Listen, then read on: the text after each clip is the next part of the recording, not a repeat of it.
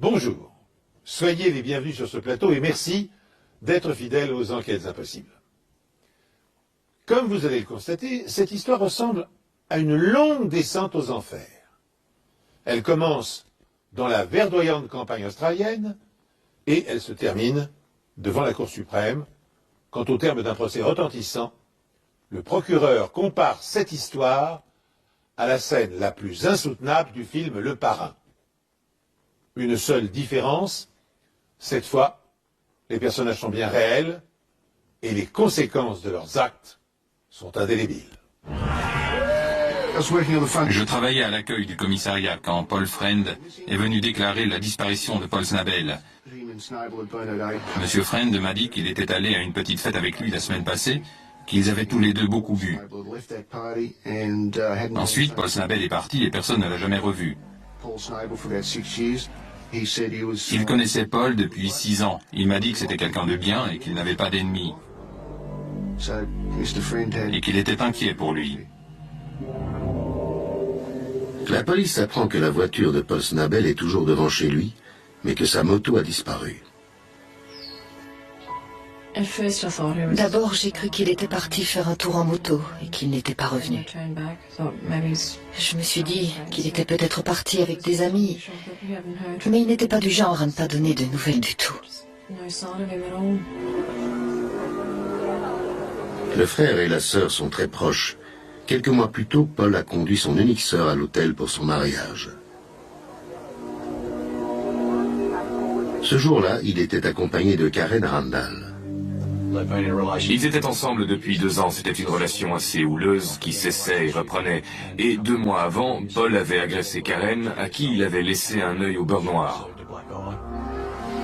C'est à la soirée organisée par Donna, la sœur de Karen, que le colocataire de Paul Snabel a vu celui-ci pour la dernière fois.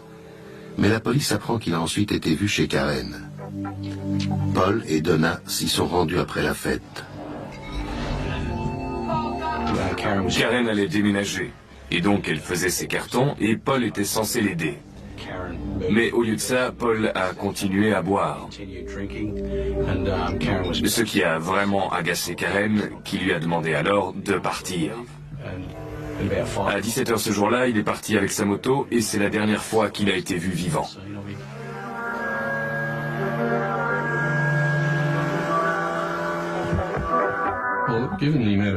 Étant donné la quantité d'alcool qu'il avait bu, on a commencé par chercher le long de la route qu'il était susceptible d'avoir emprunté. Et vu la densité de la végétation dans cette région, on a décidé de ratisser la zone en faisant appel aux secouristes bénévoles de l'État. On a aussi utilisé l'hélicoptère de la police. La sœur et les parents de Paul Snabel se joignent également aux recherches. On a fait des kilomètres et des kilomètres, en espérant trouver sa moto ou même Paul, allongé au bord de la route. À ce stade des recherches, nous sommes inquiets pour sa sécurité. Il a très bien pu sortir de la route avec sa moto. Sa disparition n'a été signalée que la semaine dernière parce que le colocataire de Snabel pensait qu'il était parti pour une virée de quelques jours à moto. Mais il a commencé à s'inquiéter quand son ami n'est pas venu chercher sa paix à son travail. Il revenait d'une soirée et on pense qu'il était encore sous l'emprise de l'alcool. La police pense qu'il a pu tomber dans un ravin en parcourant les routes dangereuses de la région.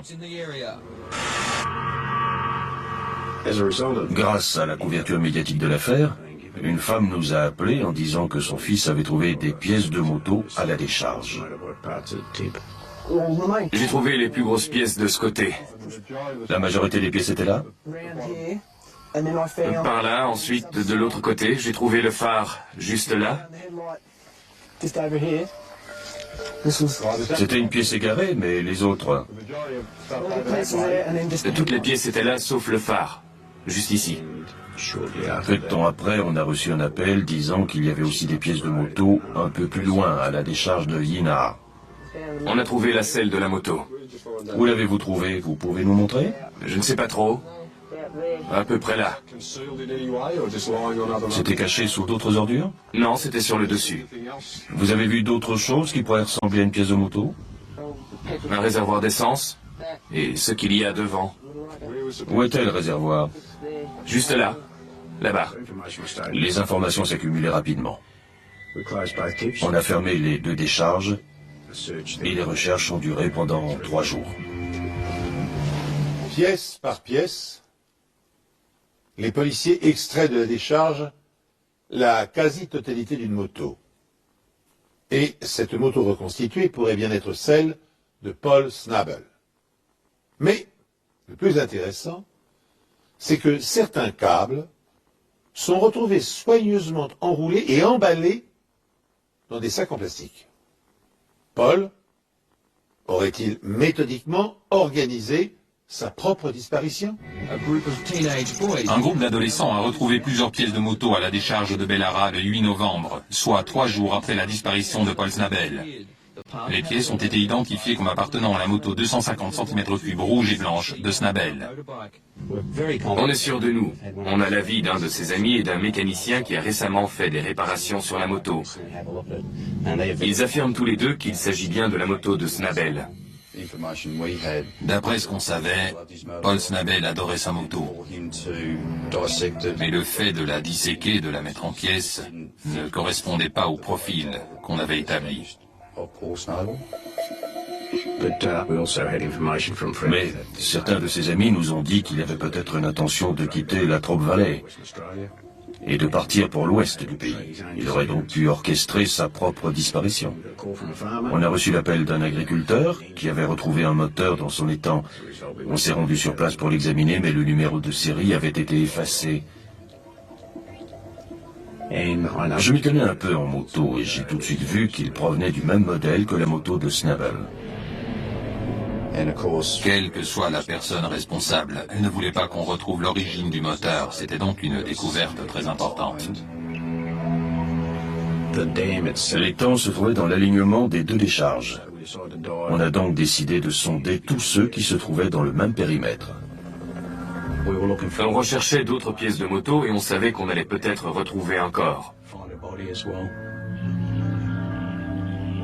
Aucun corps n'est repêché, mais un cadre de moto est retrouvé et une fois assemblé avec les autres pièces, la police dispose de la moto que Paul Snabel conduisait seulement 4 semaines auparavant.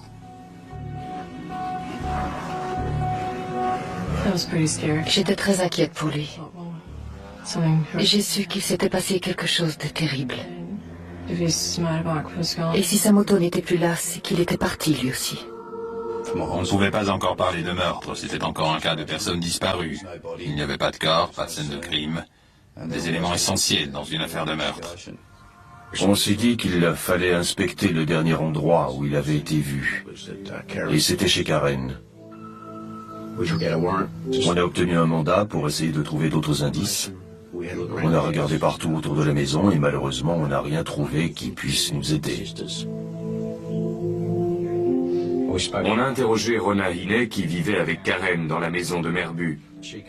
Elle a confirmé l'histoire de Karen en nous disant que Paul était venu boire chez elle ce jour-là et qu'il était reparti vers 17 h avec sa moto. Son histoire venait confirmer les déclarations de Karen et de Donna, rien qui nous permettait d'avancer. Elle a également mentionné qu'elle avait déposé ses enfants chez Jano et Irene Maslen à Merbu.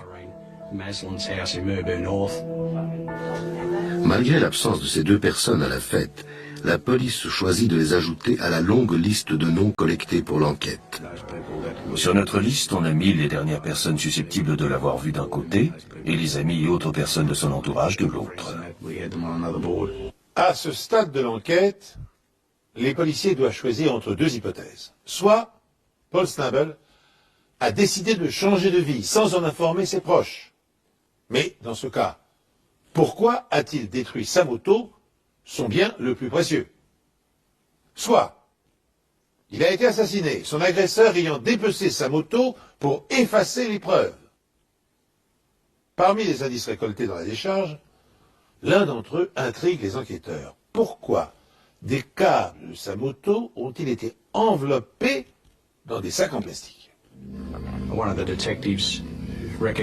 L'un des enquêteurs a reconnu les sacs comme étant ceux utilisés par une compagnie d'électricité.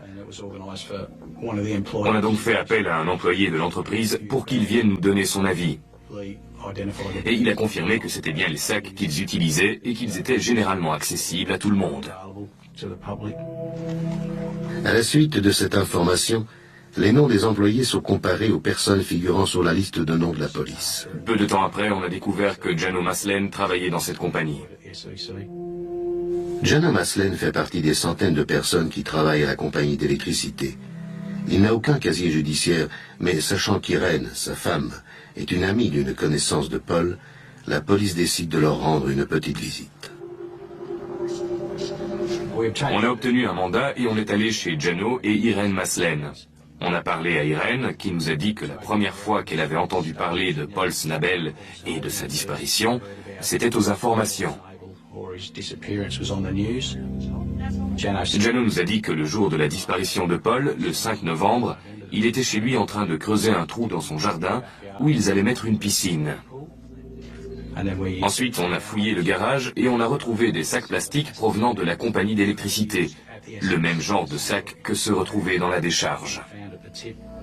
On a aussi remarqué qu'il y avait des câbles soigneusement enroulés et que ça ressemblait beaucoup à la façon dont les câbles retrouvés dans la décharge avaient été disposés dans les sacs. Tout était parfaitement rangé, et pour un garage c'était impeccable. Le seul endroit où on a retrouvé des résidus, c'était dans une faille par terre. J'ai prélevé la poussière qui s'était accumulée dans les failles et j'ai trouvé des fragments de métaux et de la peinture rouge. Sur l'établi, on a aussi trouvé une lime sur laquelle il y avait de la peinture, de la même couleur que les pièces de moto et identique à celle que j'ai retrouvée dans les failles, sur le sol. On a confié tout ce qu'on avait trouvé au labo pour voir s'il y avait un lien avec les pièces de moto retrouvées à la décharge et dans les temps.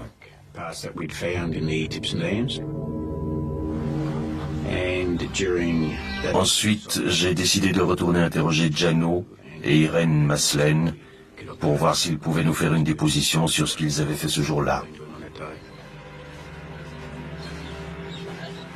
Quand la police arrive, Jano n'est plus le même homme. Alors qu'il s'était montré plutôt coopératif la première fois, il dit à la police que sa femme et lui ne feront aucune déclaration. On a voulu retourner chez les Maslen pour insister et obtenir une déclaration de Jano et d'Irène. Quand on est arrivé, il n'y avait personne. On a interrogé Rona et elle nous a dit qu'ils étaient partis pour les vacances de Noël, mais qu'elle ne savait pas quand ils rentraient exactement. En quelques jours, les policiers ont rassemblé suffisamment d'indices pour penser que Paul Snabel n'a pas disparu volontairement, mais qu'il a été assassiné. Et Jano Maslen est devenu leur principal suspect. Les sacs en plastique retrouvés chez lui, identiques à ceux de la décharge. Les traces de peinture rouge vues dans son atelier. Son refus de répondre aux questions des policiers et sa brusque disparition l'accusent. Tandis que les Maslen sont activement recherchés, les enquêteurs apprennent que Karen, l'ex-petite amie de Paul, vient d'être admise dans une clinique pour soigner un état dépressif. La jeune femme a-t-elle cédé à la pression? À moins qu'elle ne soit impliquée dans le drame d'une manière ou d'une autre. La relation entre Karen Randall et Paul Snabel a toujours été mouvementée. Au moment de sa disparition, ils ne vivent plus ensemble.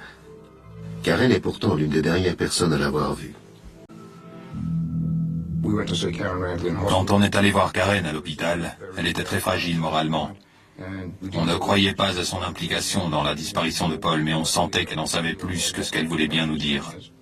Quand on a interrogé Karen, on lui a parlé des progrès de l'enquête. Et c'est à ce moment-là qu'elle a craqué et fondu en larmes, en nous disant qu'elle avait menti dans sa première déclaration. La première fois, elle nous avait dit que Donna, Rona et elle se trouvaient chez Rona avec Paul. Mais ce qu'elle ne nous a pas dit, c'est qu'il y avait aussi Irène. Karen nous a confié que Paul grinçait des dents, comme quelqu'un qui avait pris des amphétamines. Et il commençait à devenir un peu entreprenant avec elle. Il lui caressait le dos, et elle aurait confié à Irène qu'elle détestait ça. Elle a ajouté qu'elle était partie avec Donna, et que Paul était resté avec Irène et Rona. Le lendemain, Karen et Donna sont allés chez Irène. Cette dernière a pris Karen à part pour lui dire que Paul ne lui causerait plus jamais d'ennui.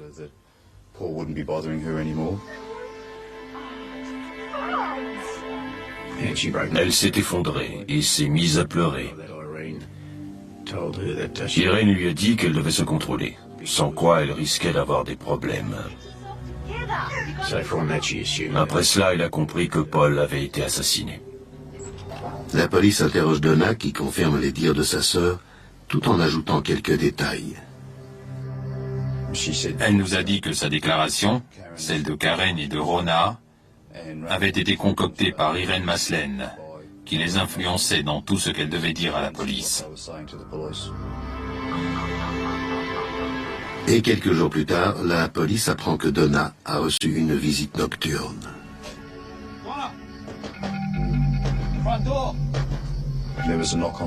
Quelqu'un a frappé à la fenêtre de sa chambre et lui a dit qu'il était venu la chercher à la demande d'Irène. Bien, on va à Geelong. Quoi? Maintenant? Ouais.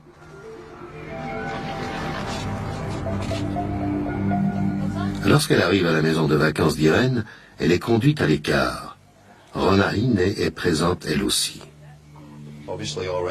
Apparemment, Irène Maslen avait peur que quelqu'un révèle des choses à la police.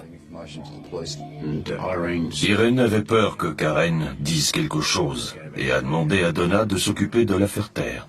Et tu vas aussi le dire à ta petite sœur, Karen. Il faut absolument que tu te taises. Je comprends. Et elle a dit à Donna qu'elle nettoyait son arme. À mon avis, c'était sa façon de dire qu'elle était armée et qu'elle n'hésiterait pas à s'en servir. Les Maslen sont alors devenus notre centre d'intérêt, et particulièrement Irène.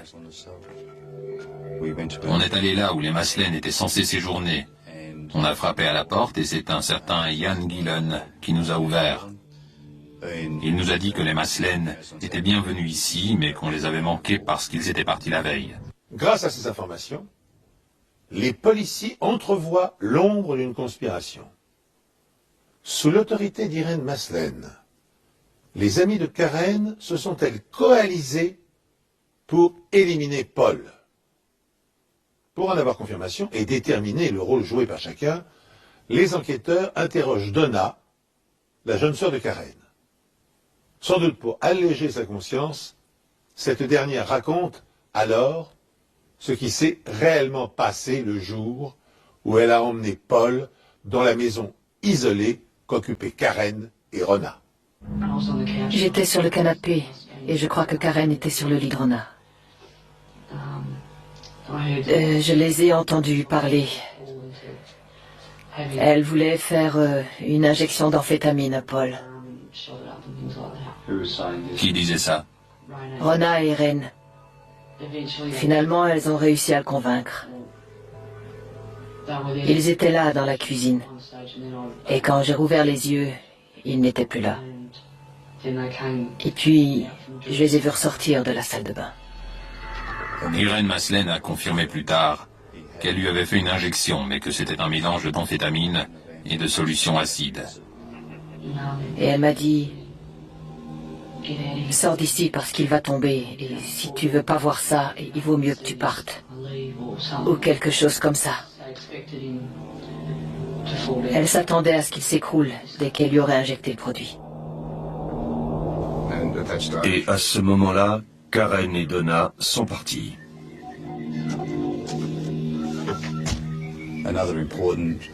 L'autre information importante que Donna nous a fournie ce jour-là, c'est que le canapé qui se trouvait chez les Hiney avait été vendu. Et j'ai découvert plus tard que c'était parce qu'il y avait des taches dessus, et je suppose que c'était des traces de sang. On vous a dit quel genre de tache c'était? Non, on m'a juste dit qu'elles n'avaient pas réussi à les enlever et qu'elles avaient décidé de se débarrasser du canapé. Je suppose que c'était du sang. Quand on a su que le canapé avait été vendu, on a retrouvé la personne qui l'avait racheté, et on l'a récupéré pour l'examiner, ce qui nous a permis de confirmer la présence de sang dessus. J'arrive pas à imaginer ce qu'ils lui ont fait. Ils ont dû le frapper ou quelque chose comme ça.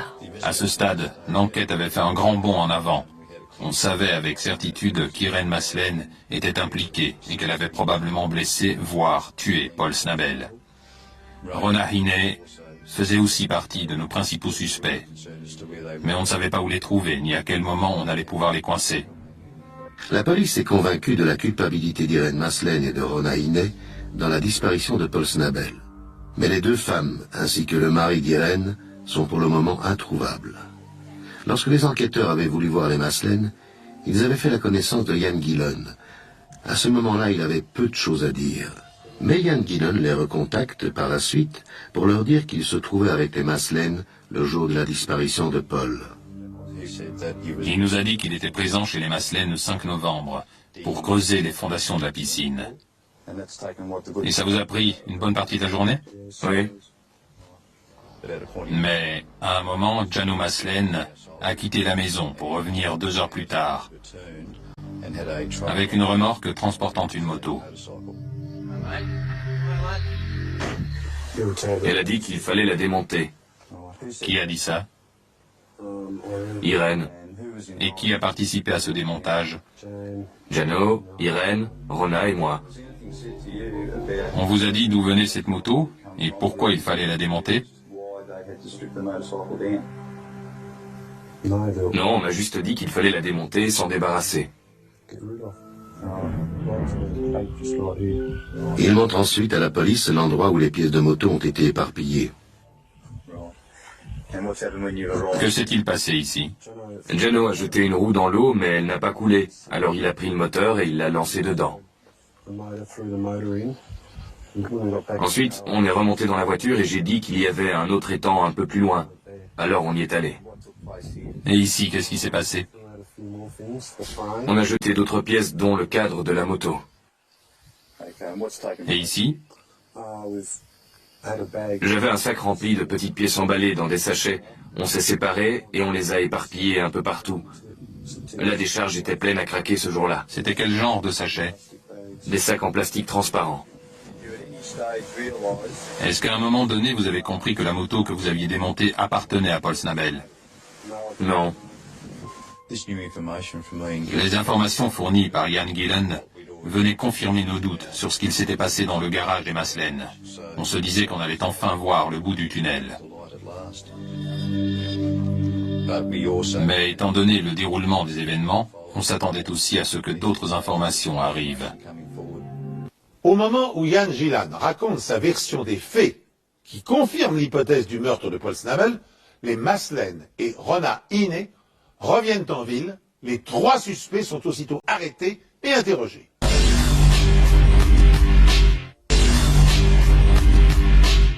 Au moment où Ian Gillan raconte sa version des faits, qui confirme l'hypothèse du meurtre de Paul Snabel, les Maslen et Rona Hine reviennent en ville. Les 3 suspects sont aussitôt arrêtés et interrogés. En commençant par Irène qui apparaît comme l'instigatrice du traquenard. Je dois vous dire que vous avez le droit de garder le silence. Tout ce que vous direz pourra être retenu contre vous, vous comprenez? Oui. Je dois aussi vous informer des droits suivants. Vous pouvez contacter ou essayer de contacter un ami pour l'informer de votre situation. Oui. Et vous pouvez aussi joindre un avocat. En plus d'un ami? Oui, c'est bien clair? Oui, je peux avoir un bottin. Oui. Qui souhaitez-vous contacter? N'importe quel avocat. Très bien. Veuillez me suivre. On va vous fournir un bottin et un téléphone. Je peux appeler les renseignements? Oui, vous pouvez. L'attitude d'Irène envers nous était très méprisante. Elle n'avait pas l'intention de parler. Elle ne ferait aucun commentaire. Vous venez de passer votre appel. Est-ce que vous avez eu des conseils juridiques? Irène, avez-vous reçu des conseils juridiques? Elle ne voulait pas coopérer et on savait qu'elle ne parlerait pas. Je vous le demande encore une fois. Connaissez-vous une personne du nom de Paul Snabel? Quelle que soit la façon de l'aborder, on ne pouvait rien en tirer. Elle restait là, sans rien laisser voir. Vous m'entendez, Irène? Vous voulez dire quelque chose sur ce qu'il s'est passé dans cette maison d'Ingles Road à Meerbout le 5 novembre 1989?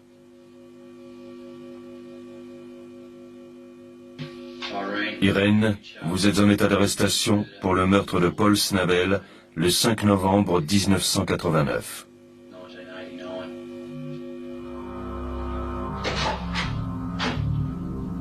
En revanche, Rona Hiney est loin d'avoir le même aplomb.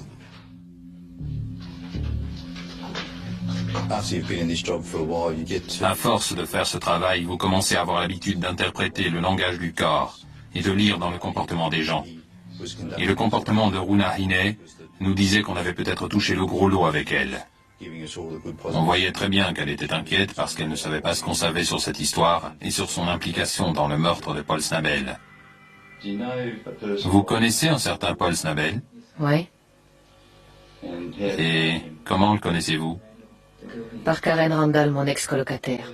Concernant le 5 novembre, vous vous souvenez de ceux qui sont venus chez vous?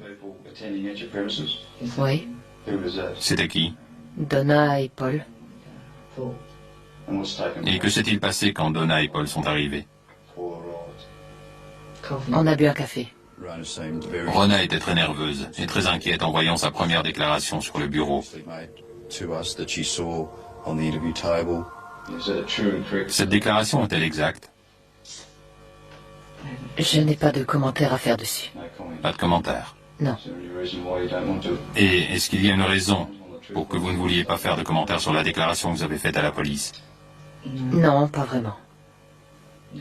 Peu de temps après cet interrogatoire, Rona est venue parler à l'inspecteur John Rawlinson et à moi-même pour nous dire que Ian Gillan était bien plus impliqué qu'il ne nous l'avait laissé entendre. Après des mois de mystère autour de la disparition de Paul Snabel, Irène Mazelen, son mari Ian Alfred et leur amie Rona Hiney ont été arrêtés la nuit dernière pour meurtre. Interrogé peu de temps après son arrestation, Rona Hiney, l'ex-colocataire de Karen, décide qu'elle ne paiera pas seule pour le meurtre de Snabel. Elle désigne alors un conspirateur qui ne figurait pas jusqu'à présent sur la liste des suspects. Ian était à la porte avec une batte de baseball. Rona déclare à la police que Ian Gillan n'a pas uniquement participé au démontage de la moto et à la dissimulation des pièces dans les décharges locales. J'aimerais parler avec vous du meurtre de Paul Joseph Snabel. Vous connaissez Paul Snabel? Oui. Comment le connaissez-vous? Je l'ai rencontré le 5 novembre chez Rona. Dans le canapé, il y avait un homme que je ne connaissais pas, on me l'a présenté, il s'appelait Paul Snabel. Rona nous a proposé un verre qu'on a accepté, et puis Rona et Irène sont allés dans la cuisine. Je les ai suivis, et Irène a dit « Cet homme doit partir, Ian. Tu veux bien l'assommer pour moi ?» Je ne savais pas comment le prendre. On est revenu avec nos verres. Ian Gillan ne savait plus ce qu'il devait faire. Il s'est levé pour ramener son verre à la cuisine et c'est là qu'Irène l'a interpellé pour lui demander s'il était décidé à le faire. J'ai repéré la batte de baseball. Elle était contre le mur, comme ça.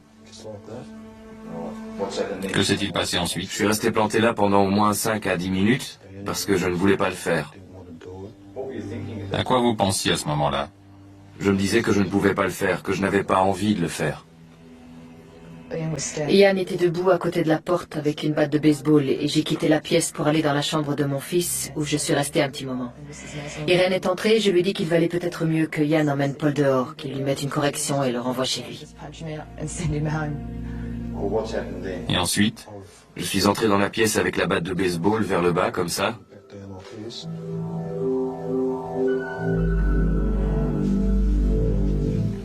Et je l'ai frappé comme ça. Et quand j'étais dans la chambre, j'ai entendu comme un bruit sourd. À quel niveau l'avez-vous touché? Sur le côté de la tête, ici. Sur cette zone? Ouais.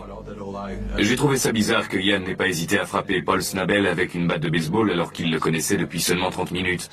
On aurait dit qu'il avait très peur d'Irène.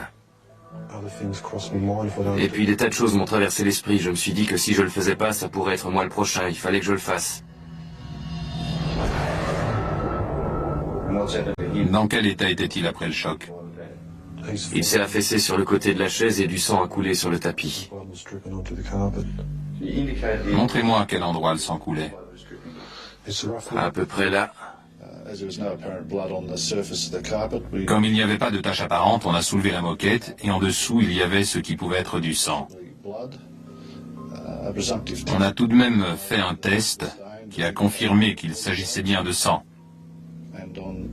Et en regardant d'un peu plus près les chaises du salon, on a retrouvé une autre tache sur l'un des accoudoirs. Le sang est humain, mais en 1990, en l'absence de test ADN, il est impossible de savoir s'il s'agit de celui de Paul Snabel. Mais cet indice prouvait que le meurtre avait bien eu lieu dans cette partie de la maison.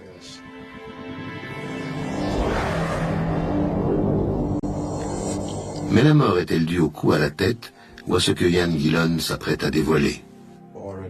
Irène et Rona sont entrées avec la seringue. Rona tenait la seringue. J'étais censée enfoncer une aiguille dans le bras de Paul, mais je pouvais pas le faire parce que j'étais trop nerveuse. Elles ont essayé de lui faire une injection dans le bras. Il était toujours assis sur sa chaise? Il était toujours assis, mais elles n'arrivaient pas à lui planter l'aiguille.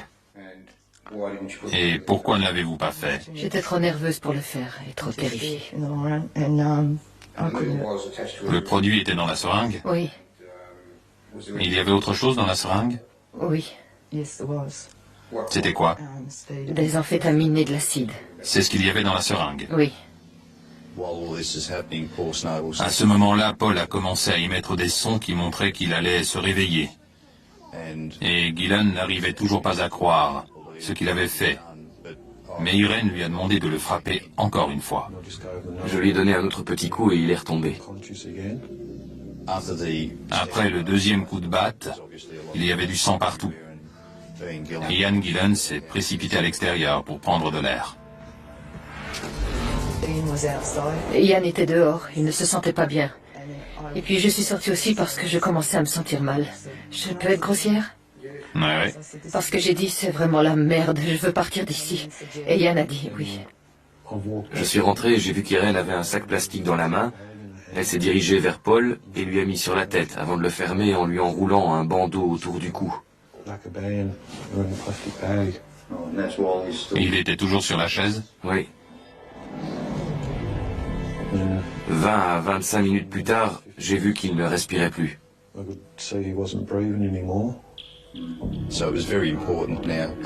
À ce stade, il fallait qu'on retrouve le corps pour confirmer cette version et déterminer la cause de la mort. Déterminée à aller jusqu'au bout dans sa confession, Rona Hiney parle de ce qu'Irène et elle ont fait du corps. On a roulé jusqu'à un endroit appelé Shady Creek, mais je n'y étais jamais à l'avant. Et c'est là que vous avez trouvé le bon endroit. Oui, on a roulé quelque temps. Le corps de Paul était dans la voiture? Oui, Où? sur la banquette arrière. Vous l'aviez couvert? Je crois que c'était une bâche. Et comment vous l'avez sorti de la voiture? Irène m'a demandé de l'aider, alors je me suis approchée, mais je me sentais pas bien. Alors je suis revenue près de la voiture où je suis restée quelques minutes. Il y avait des branches et je n'ai pas vraiment vu ce qu'il s'était passé après ça.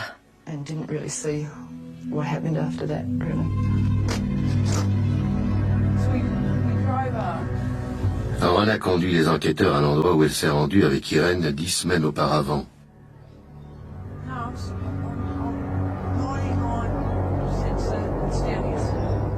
Avouez que cette scène de crime est proprement hallucinante.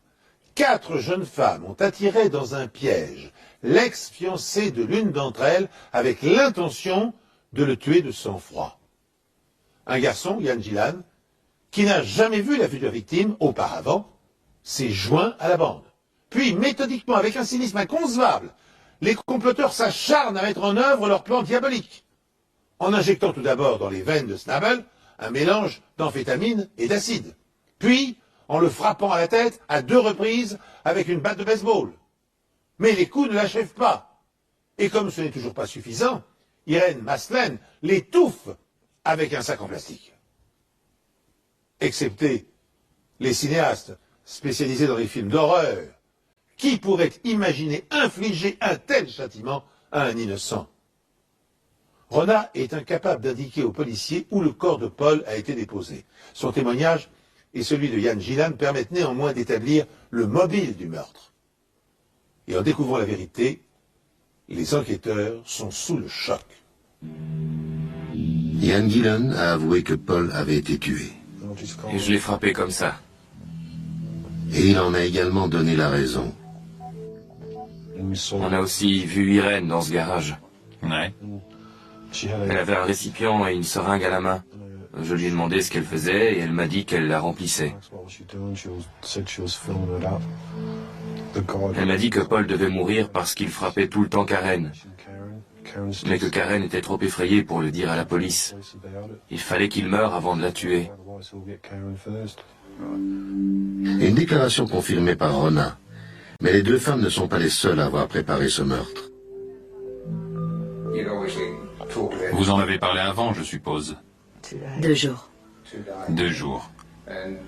Et quand vous en avez parlé, qui était présent? Irène et moi, Donna et Karen. Donc elle savait ce qui allait se passer. Oui. Et vous étiez toutes d'accord sur le fait qu'il devait mourir.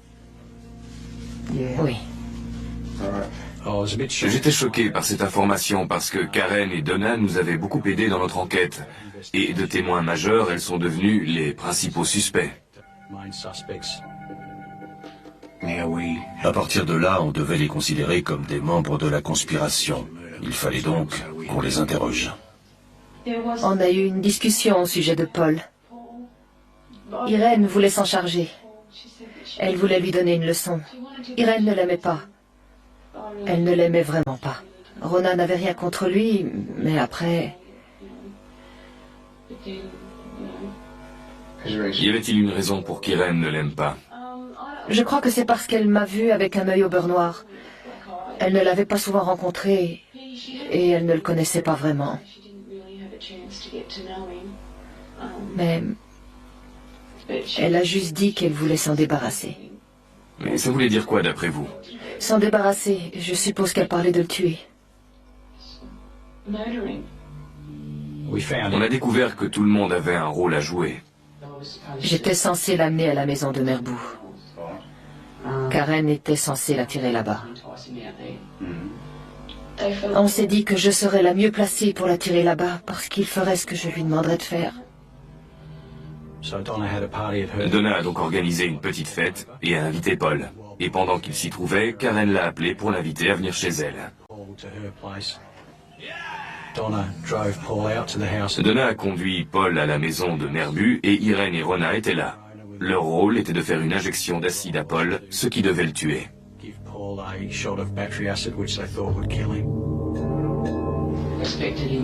Je m'attendais à ce qu'il s'écroule dès l'instant où il aurait mis ce truc dans son bras, mais il allait bien. Il s'est rapidement retrouvé dehors, à se balader partout, et même à monter sur sa moto. Après, je l'ai vu se diriger vers le garage, et je voyais qu'il n'arrivait plus à avancer, et qu'il ne maîtrisait plus grand-chose. Alors je suis rentrée et j'ai demandé à Rona ses clés de voiture parce que je voulais partir. Je tremblais, j'étais anéantie, je savais plus quoi faire.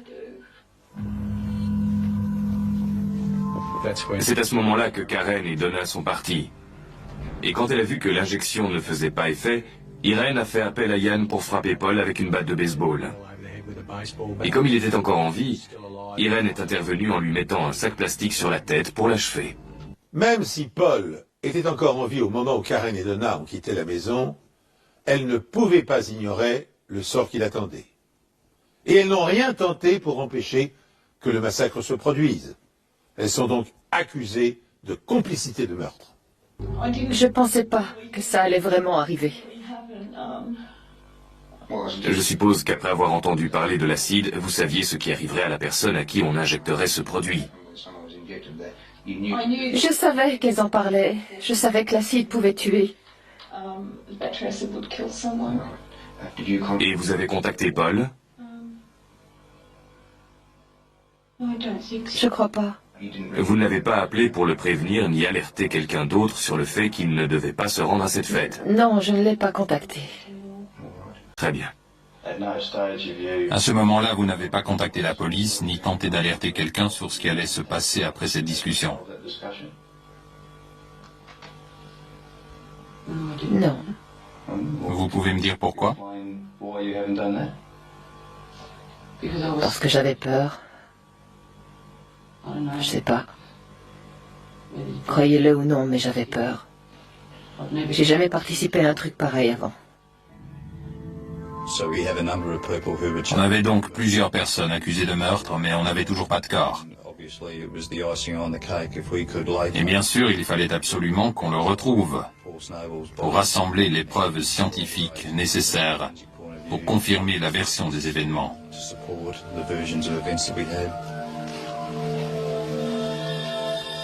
Après avoir minutieusement fouillé la zone que Ronahine a identifiée comme étant l'endroit où le corps de Paul Snabel avait été déposé, la police finit par découvrir des vêtements et des os humains, dont un crâne et une mâchoire. C'était une découverte très importante parce que c'est grâce au crâne et à la mâchoire qu'on peut identifier une victime. On a procédé à un examen dentaire approfondi et les dents retrouvées sur la mâchoire supérieure et inférieure correspondaient à celles de Paul Snabel. Le crâne de Paul permet de prouver d'autres éléments. En examinant le crâne, on a découvert que sur le côté gauche de la tête, il y avait d'importantes fractures parcourant toute la moitié du crâne. Et les caractéristiques de ces fractures indiquaient qu'il avait reçu plusieurs coups d'une incroyable violence sur la tête. De pareils coups sont susceptibles de provoquer une perte de conscience immédiate, si ce n'est la mort. La découverte des preuves ne s'arrête pas là. Là où on a trouvé les restes humains, on a aussi retrouvé un sac plastique, ce qui confirmait ce qu'on nous avait dit sur le fait qu'Irène l'avait étouffé en lui mettant un sac sur la tête. C'était une pièce à conviction très importante. Il y avait aussi un tronc qui portait des traces de peinture. Et Ronahine nous a dit avoir heurté un arbre en faisant demi-tour avec sa voiture. Alors, quand on a retrouvé ce tronc avec cette peinture, ça a été un élément de premier ordre pour faire le lien entre la voiture des Maslènes et la présence de ce véhicule à l'endroit où le corps avait été retrouvé. Quand je suis arrivé sur les lieux ce jour-là, j'étais très satisfait. Je savais qu'on avait suffisamment de preuves pour résoudre cette affaire. Les premières procédures ont été lancées contre Donna et Karen Randall, Ian Gillan et Ronahine. La quantité de preuves qu'on avait réussi à accumuler au cours de l'enquête engageait davantage leur culpabilité que celle des Maslènes. Rona, Donna, Karen sont condamnés pour meurtre. Toutes les trois font appel du jugement. Celui de Rona est rejeté.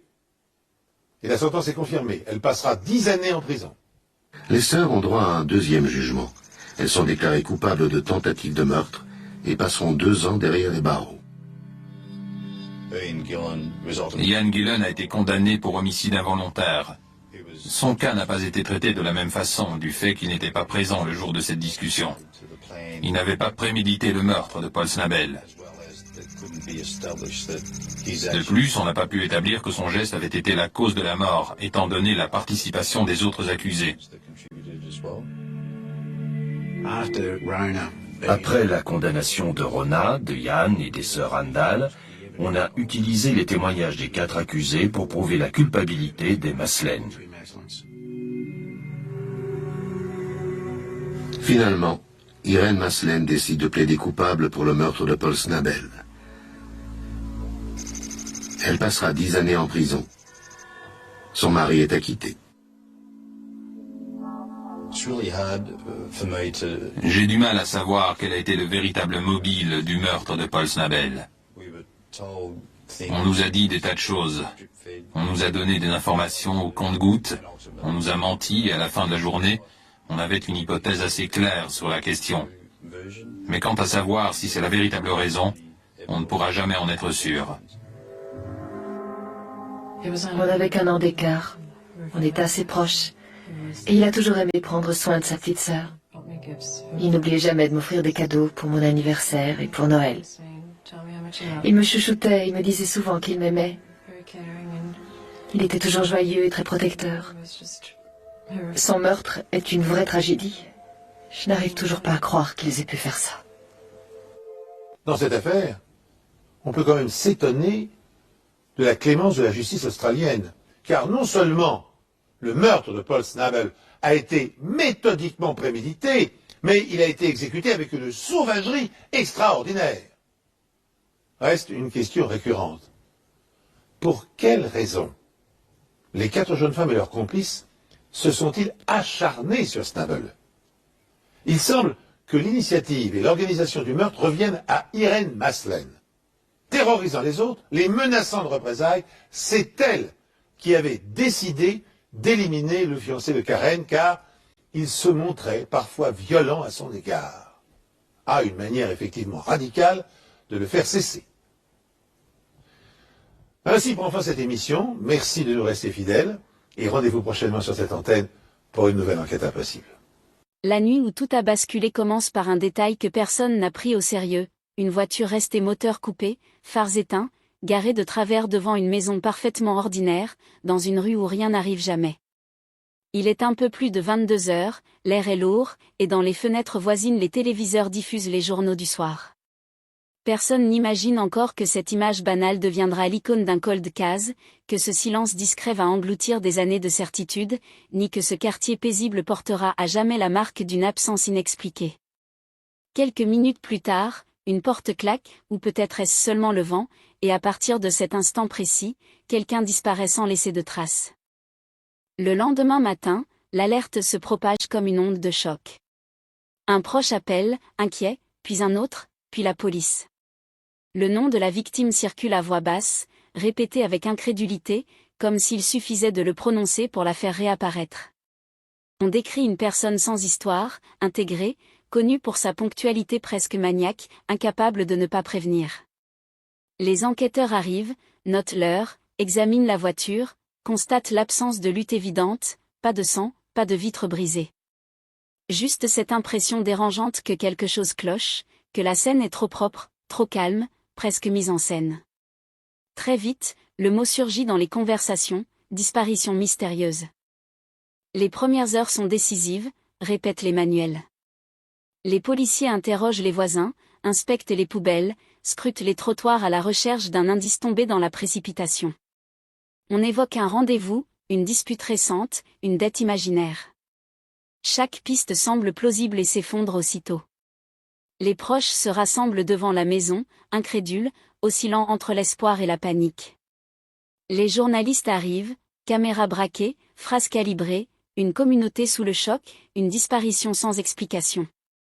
En quelques heures, l'affaire quitte l'intimité du quartier pour s'étaler sur les écrans nationaux. Puis vient la découverte qui glace tout le monde. Un objet personnel retrouvé à quelques kilomètres, posé là comme un message muet. Ni enterré, ni dissimulé. Juste abandonné. Les enquêteurs parlent de manœuvres de diversion, les médias de manaises troublantes. Le public commence à comprendre que cette histoire ne se résoudra pas rapidement. Les familles apprennent à reconnaître le jargon policier, à lire entre les lignes lors des conférences de presse où l'on promet de ne négliger aucune piste. Les jours passent, puis les semaines, et chaque matin sans nouvelles est une défaite silencieuse. L'enquête s'enlise dans une forêt de possibilités contradictoires. Un témoin affirme avoir vu une silhouette cette nuit-là, un autre jure avoir entendu un cri, puis se rétracte. Les horaires ne coïncidant pas, les descriptions se contredisent. Les téléphones sont analysés, les relevés bancaires disséqués, les habitudes reconstruites minute par minute. Tout est examiné, retourné, disséqué, jusqu'à l'obsession. Pourtant, rien ne mène à une conclusion claire. L'absence devient un personnage à part entière, pesant, oppressant, impossible à ignorer. Au fil des mois, la ferveur médiatique retombe. Les caméras s'éloignent, les titres se font plus courts, puis disparaissent. Pour les proches, le temps se fige. Chaque appel inconnu fait sursauter, chaque bruit de pas devant la maison ravive l'espoir. La police réduit les effectifs dédiés au dossier, officiellement pour optimiser les ressources. Officieusement, parce que l'enquête n'avance plus. Le terme redouté s'installe peu à peu, cold case. Une affaire classée sans réponse, mais jamais oubliée. Les années passent et la ville change. De nouveaux commerces ouvrent, des enfants grandissent, des voisins déménagent. Pourtant, le souvenir de la disparition flotte toujours, comme une rumeur persistante. On évite certaines rues la nuit, on ferme les portes un peu plus tôt. Dans les conversations, le nom de la victime revient parfois, suivi d'un silence gêné. Les anciens racontent aux nouveaux résidents ce qui s'est passé, comme une légende urbaine ancrée dans le réel. L'affaire devient un mythe moderne, nourri de spéculations et de théories. Dans les archives de la police, le dossier s'empile parmi d'autres chemises jaunies. Des photos en noir et blanc, des rapports détaillés, des cartes annotées à la main. Chaque document témoigne d'un espoir ancien, d'une piste abandonnée. De temps à autre, un nouvel inspecteur ouvre le dossier, relit les notes, tente de voir ce que ses prédécesseurs ont manqué. Presque toujours, il le referme avec la même frustration. L'absence de preuves définitives est une prison sans barreaux. Pourtant, le cold case refuse de mourir. À chaque anniversaire de la disparition, un article ressurgit, une émission spéciale relance les questions, un proche accepte de parler devant une caméra, la voix tremblante mais déterminée. On évoque de nouveaux outils, de nouvelles méthodes, la promesse que la science finira par parler. ADN, recoupement numérique, analyse impossible à l'époque des faits. L'espoir se réinvente, fragile mais tenace. Dans l'ombre, certains détails continuent de déranger les enquêteurs. Des incohérences jamais expliquées, des témoignages trop parfaits pour être honnêtes, des silences qui en disent long. La nuit de la disparition est réexaminée encore et encore, comme un film que l'on rembobine à l'infini. Chaque seconde compte, chaque angle est scruté. Pourquoi cette voiture? Pourquoi cet objet retrouvé? Pourquoi ce trou béant dans la chronologie? Les questions s'accumulent, les réponses se dérobent. Puis, sans prévenir, quelque chose change. Un signal faible, presque imperceptible, surgit des archives. Un nom oublié, une déclaration mal interprétée, un détail que personne n'avait jugé digne d'intérêt. Pour la première fois depuis longtemps, l'enquête frissonne. Les policiers parlent prudemment d'une piste sérieuse. Les proches n'osent pas y croire. Trop de faux espoirs ont déjà brisé leur confiance. Pourtant, au fond d'eux, une certitude renaît, l'histoire n'est peut-être pas terminée. À ce stade, personne ne parle encore d'arrestation. Rien n'est confirmé, rien n'est public. Mais dans les bureaux feutrés, les téléphones recommencent à sonner tard le soir. Les dossiers ressortent des étagères, la poussière est soufflée, les photos réexaminées à la loupe. Le cold case, longtemps figé, recommence à respirer. Et avec lui, l'angoisse, l'attente, la peur de découvrir enfin la vérité. Dans le quartier où tout a commencé, certains ressentent une étrange impression de déjà-vu. Les nuits semblent plus longues, les ombres plus épaisses. Les habitants se demandent si le passé est sur le point de refaire surface, s'il va frapper à leur porte avec la violence d'un souvenir qu'on croyait enterré. La disparition, longtemps reléguée au rang de tragédie ancienne, redevient une menace tangible, un rappel que le calme peut être trompeur. Ce premier frémissement ne résout rien, mais il fissure le mur du silence. Il annonce que les années n'ont pas effacé les questions, seulement retardé les réponses. Le cold case, classé depuis si longtemps, refuse de rester dans l'oubli. Et tandis que l'enquête s'ébranle à nouveau, une certitude s'impose, ce qui va suivre ne laissera personne indemne, ni les enquêteurs, ni les proches, ni la nation entière qui s'apprête, sans encore le savoir, à revivre le choc d'une affaire jamais vraiment close. La reprise de l'enquête commence sans annonce officielle, presque en catimini, comme si le passé devait être approché à pas feutrés pour ne pas se dérober. Un petit groupe d'enquêteurs est discrètement réaffecté au dossier, pas de conférence de presse, pas de promesses spectaculaires, seulement des heures tardives passées à relire des procès-verbaux oubliés. Les mots reviennent, lourds, parfois maladroits, parfois trop précis, et chacun d'eux semble soudain porteur d'un double fond. Les silences consignés à l'époque prennent une autre couleur, moins anodine, presque calculée. On s'aperçoit que ce qui avait été perçu comme un manque de chance pourrait bien être une suite d'occasions manquées. Les enquêteurs recommencent par le commencement, cette nuit figée dans la mémoire collective, en replaçant chaque personne à sa place exacte, chaque mouvement sur une carte reconstruite. Ils notent ce qui n'a jamais été éclairci, pourquoi certains rappels n'ont-ils jamais été passés, pourquoi des horaires ont-ils été arrondis, pourquoi un témoin clé a-t-il modifié sa version à peine 24 heures après l'avoir donnée. À l'époque, la pression médiatique avait imposé une cadence infernale, aujourd'hui le luxe du temps permet d'examiner les détails avec une lenteur presque cruelle. Un nom refait surface, glissé dans une phrase banale d'un ancien rapport. À l'époque, il n'avait suscité qu'un haussement d'épaules, un profil trop ordinaire pour éveiller la méfiance. Aujourd'hui, ce nom devient un point d'ancrage. On fouille les archives administratives, on compare les adresses, les lieux de travail, les déplacements. Rien n'est spectaculaire, mais tout semble légèrement décalé, comme une pièce de puzzle mal orientée. Les enquêteurs sentent qu'ils tiennent quelque chose, sans pouvoir encore dire quoi. Dans la famille de la victime, l'atmosphère change subtilement. Un appel inattendu, une demande d'information, un rendez-vous discret au commissariat. On évite les mots trop forts, on parle de vérification de routine, mais les regards trahissent l'enjeu. Les proches oscillent entre la méfiance et l'espoir, conscients que chaque relance ravive des blessures jamais refermées. Ils acceptent pourtant, parce que l'attente sans réponse est devenue plus insupportable que la douleur potentielle de la vérité. Sur le terrain, les policiers retournent dans le quartier, observent les façades rénovées, les jardins transformés, les trottoirs refaits à neuf. Ils interrogent de nouveaux habitants qui n'étaient même pas là à l'époque des faits, mais aussi des anciens, plus hésitants, plus méfiants. Certains se souviennent soudain de détails qu'ils n'avaient jamais jugés importants, une voiture stationnée trop longtemps, une lumière allumée tard dans la nuit, une conversation entendue par hasard. La mémoire est capricieuse, mais parfois, elle se réveille avec une précision troublante. Les techniques ont évolué, et avec elles, la manière de lire les preuves. Des objets conservés pendant des années sont ressortis de leur scellé, manipulés avec une prudence quasi religieuse. Des traces invisibles autrefois deviennent exploitables. Les experts parlent de probabilité, de correspondance, de profil. Les enquêteurs écoutent, conscients que la science ne livre jamais de certitudes absolues, seulement des faisceaux d'indices.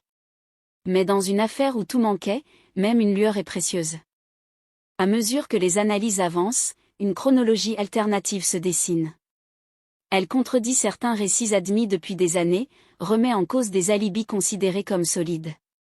Les enquêteurs comprennent que la nuit de la disparition a peut-être été beaucoup plus longue, plus complexe, que ce que l'on avait raconté.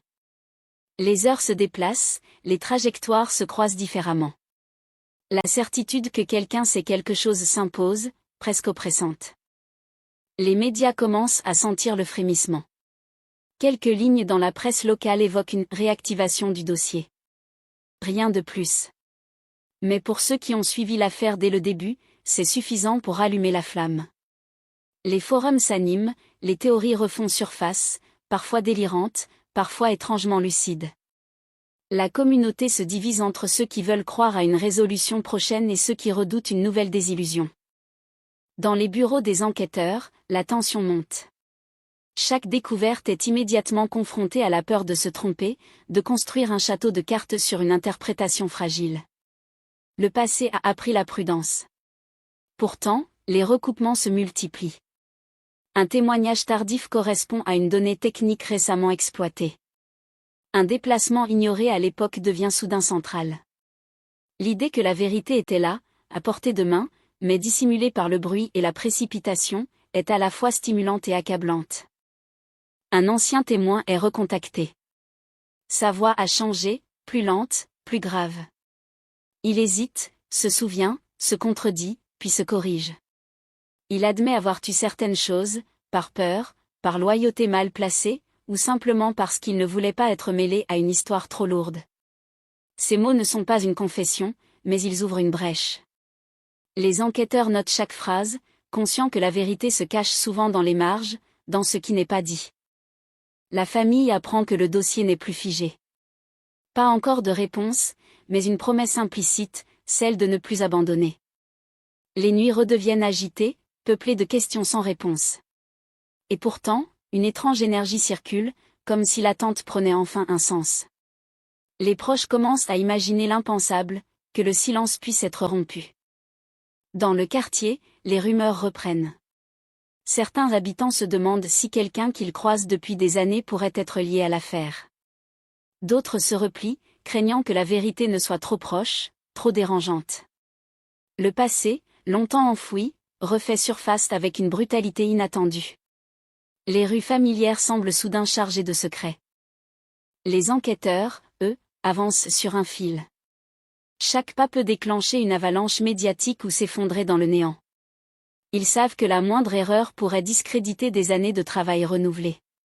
Mais ils savent aussi que l'inaction n'est plus une option.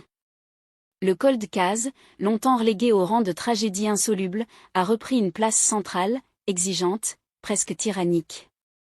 À la fin de cette phase, rien n'est encore résolu, mais l'équilibre a changé. Les certitudes anciennes vacillent, les hypothèses se réorganisent. L'affaire n'est plus un souvenir lointain, mais une enquête vivante, palpitante, prête à basculer. Et dans l'ombre, une question obsédante s'impose à tous ceux qui suivent le dossier: si la vérité est enfin à portée de main, qu'est-ce qu'elle va révéler, et qui va en payer le prix lorsque le silence, si longtemps protégé, sera définitivement brisé. La bascule s'opère au moment où l'enquête cesse d'être une simple relecture du passé pour devenir une confrontation directe avec le présent. Les enquêteurs comprennent que le cold case ne vit pas seulement dans les archives, mais dans les gestes quotidiens de ceux qui ont continué leur vie en pensant que le temps avait tout effacé. Une série de convocations est lancée, discrète, ciblée, presque chirurgicale. Les visages se succèdent dans les salles d'audition, certains fermés, d'autres trop coopératifs. Chaque regard, chaque pause, chaque hésitation est désormais interprétée comme un signal potentiel. La chronologie révisée impose un changement de perspective brutal. La nuit de la disparition n'est plus un point figé, mais une succession de micro-événements où chaque minute compte. Les enquêteurs déplacent les curseurs, étirent les horaires, remettent en cause des certitudes admises depuis des années. Ils s'aperçoivent qu'un créneau d'à peine 20 minutes, longtemps considéré comme insignifiant, concentre désormais une densité inquiétante. C'est là que les versions divergent, que les alibis deviennent flous, que les téléphones cessent soudain de répondre. Un appel ancien refait surface, enregistré mais jamais pleinement exploité. À l'époque, il avait été jugé trop confus, trop tardif. Aujourd'hui, il résonne autrement. La voix est nerveuse, le ton maladroit, comme quelqu'un qui parle sans vouloir trop en dire. Les mots sont banals, mais le rythme trahit une tension profonde. Les enquêteurs écoutent en boucle, notent les respirations, les silences, les corrections. Ils se demandent pourquoi cet appel n'a jamais été confronté à d'autres éléments, pourquoi il a glissé dans l'oubli. La piste principale se précise, mais elle reste fragile. Un individu, présent à la périphérie de l'enquête depuis le début, passe du statut de figurant à celui de possible pivot. Rien de spectaculaire, aucun aveu, aucune preuve directe. Seulement une accumulation de détails discordants. Des horaires changeants, des souvenirs flous, des justifications trop bien préparées. Les enquêteurs savent que ce genre de profil est dangereux, parce qu'il peut être aussi bien un simple témoin maladroit qu'un acteur clé parfaitement conscient de ses actes. Dans la famille de la victime, la tension devient presque insoutenable. On leur parle désormais de « personne d'intérêt », une expression prudente, chargée de sous-entendus. Les proches sentent que quelque chose de grave se rapproche, sans savoir si cela apportera le soulagement ou un choc irréversible. Les nuits sont courtes, les conversations hachées, les regards lourds de questions. L'attente, autrefois passive, devient active, presque douloureuse. Les médias flairent le tournant. Les demandes d'interviews se multiplient, les rédactions préparent des dossiers spéciaux, prêts à être publiés au moindre signe. Les enquêteurs resserrent les rangs, conscients que la moindre fuite pourrait compromettre des mois de travail. La pression est constante, étouffante. Chaque décision est pesée, chaque mot mesuré. Le cold case est en train de redevenir une affaire nationale, et tout le monde le sent. Sur le terrain, de nouvelles vérifications sont lancées. Des lieux autrefois jugés secondaires sont fouillés à nouveau, parfois pour la 3e ou la 4e fois. La technologie permet aujourd'hui de lire le sol, les murs, les objets avec une précision inédite. Les experts parlent de traces résiduelles, de probabilités infimes mais significatives. Rien n'est garanti, mais chaque résultat positif, même partiel, renforce l'idée que la vérité a laissé des empreintes, aussi ténues soient-elles. Un témoignage tardif vient bouleverser l'équilibre précaire de l'enquête. Une personne qui s'était tue pendant des années accepte enfin de parler. La raison importe peu, culpabilité, peur dissipée, besoin de se libérer. Ce qui compte, ce sont les mots, lourds, hésitants, parfois contradictoires, mais porteurs d'une cohérence nouvelle. Le récit ne répond pas à toutes les questions, mais il relie des points jusque-là isolés. Les enquêteurs sentent que le puzzle commence à prendre forme. La communauté réagit de manière ambivalente. Certains accueillent ces révélations comme une délivrance annoncée, d'autres comme une menace. Les conversations se font plus discrètes, les regards plus soupçonneux. On se demande qui savait quoi, qui a protégé qui, et pourquoi. Le passé, longtemps figé dans une version édulcorée, se fissure sous le poids des nouvelles informations. Les certitudes s'effondrent, remplacées par une inquiétude diffuse. Dans les bureaux feutrés, l'équipe d'enquête travaille presque sans relâche. Les nuits se confondent avec les jours, les cafés s'enchaînent, les tableaux blancs se couvrent de schémas complexes. Chaque élément est relié à un autre, formant une toile dense où chaque fil compte. Les enquêteurs savent que l'erreur n'est plus permise. Trop de regards sont braqués sur eux, trop d'attentes reposent sur leurs conclusions. La notion de vérité prend une dimension écrasante. Ce n'est plus seulement une question de résolution judiciaire, mais de réparation symbolique. La disparition a laissé une cicatrice profonde, et la révélation de ce qui s'est réellement passé pourrait rouvrir des plaies aussi bien que les refermer. Les enquêteurs avancent avec la conscience aiguë de cette responsabilité, tiraillés entre l'urgence d'agir et la nécessité de ne pas se tromper. À mesure que les pièces s'assemblent, un scénario plausible émerge, glaçant par sa simplicité. Pas de complot sophistiqué, pas de machination hollywoodienne. Juste une suite de décisions humaines, de peur, de silence, et peut-être d'un moment de violence irréversible. Cette banalité potentielle rend l'affaire encore plus insupportable. Elle suggère que le drame aurait pu être évité, que des signaux avaient été ignorés. La famille est informée de l'avancée significative. Pas de détails, pas de promesses, mais un message clair, l'enquête approche d'un point de non-retour. Les proches ressentent à la fois un soulagement et une terreur profonde. La vérité, si proche, menace de bouleverser définitivement leur perception de l'être disparu, de ses derniers instants, de ce qui l'entourait. Dans le quartier, l'atmosphère devient électrique. Les habitants scrutent les allées et venues des forces de l'ordre, interprètent chaque véhicule stationné comme un signe. Le passé, longtemps relégué au rang de souvenirs douloureux, s'impose à nouveau avec une violence presque physique. On comprend que la disparition n'était pas seulement une tragédie individuelle, mais un événement fondateur, un secret partagé malgré lui par toute une communauté.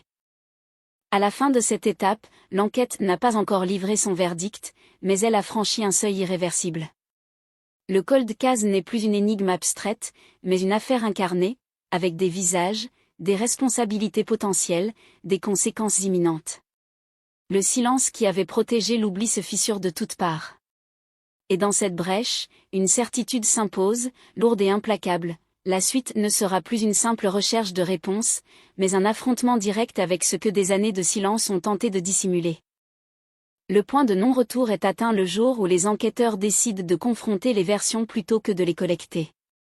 Jusqu'ici, chaque témoignage existait dans sa propre bulle, isolé, protégé par le temps et par l'oubli sélectif. Désormais, les récits sont mis face à face, superposés, disséqués. Les contradictions ne sont plus des anomalies, mais des signaux.